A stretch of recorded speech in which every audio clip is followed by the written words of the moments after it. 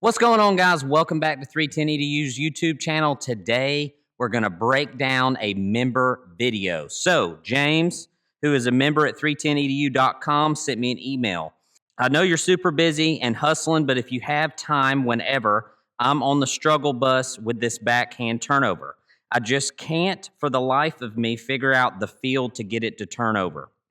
I don't feel like I had this much trouble with the forehand turnover. I've watched the EDU video in slow motion like a billion times and the others in roping footage on YouTube. Any help would be rad. Thanks, man. So James, with this email, sent me 2 videos. Now, guys, anybody who's a member at 310edu.com, this is the best way to do it. If you can send me a video of what you're having trouble with, it makes it super easy for me to break down. So real quick, I'm going to get some footage of me throwing the backhand turnover, and then I'm going to get in the studio in there, and I'm going to compare and contrast our shots. That way, we can kind of see what I'm doing that James might not be doing that will help him get this shot dialed in. We're in the studio here. We're going to pull up James's video, and we're going to watch it first, and then from there, I'm going to add in my footage, and we're going to kind of talk about what I'm seeing that we could change that might increase his catch percentage here on this shot. So let me get it pulled up here. Here we go.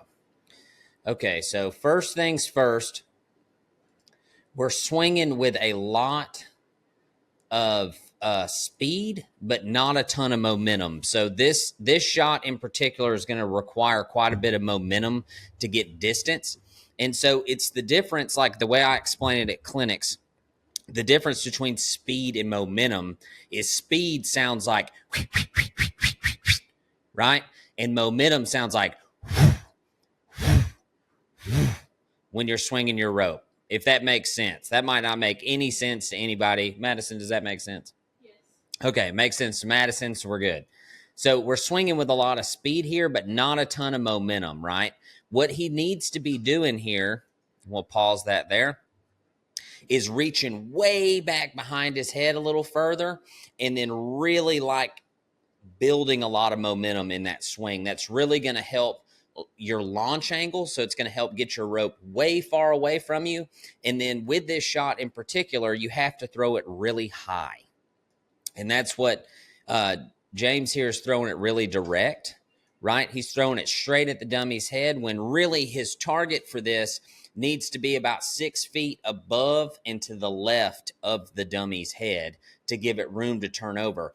And it's that angle leaving your hand as you drag your tip over and it's going to flip in the air. You need turnover time. You need time to allow the rope to turn over before it gets to your target. So let's watch James's one more time. So once again, we need more power in the swing. And the biggie here is going to be, and we'll put this in slow motion and watch it in slow motion, and then we'll watch mine. So what he's doing is he's losing the connection with his tip, and he's delivering it too low. So with this shot, you really need to feel like you're delivering a backhand karate chop, but you're delivering it up above your head. So you're really going to drag the tip over the top of you, and once it kind of starts to get up above your head, then you're going to let it go. And we'll be able to watch that in my video. James, I'm going to say pretty handedly, your biggest issue is going to be height. It's how high you're throwing it and then the momentum of your swing. If we watch our swing side by side in slow motion, like right next to each other, you're swinging quite a bit faster than me, it looks like. And then how high you throw it. You're keeping your spoke good. That's exactly what you need to do. But the biggie here is going to be height and then having some power in that swing instead of speed. You're really going to want it to feel like you're contorting your arm. Like you're going to kind of load up in the back and then you're really going to drag that tip forward and that arm's going to feel really weird. But it's that angle. It's just like the forehand turnover. It's that angle coming out of your hand that sends that rope up there like flat almost. And then when it hits that Honda, it just turns right over.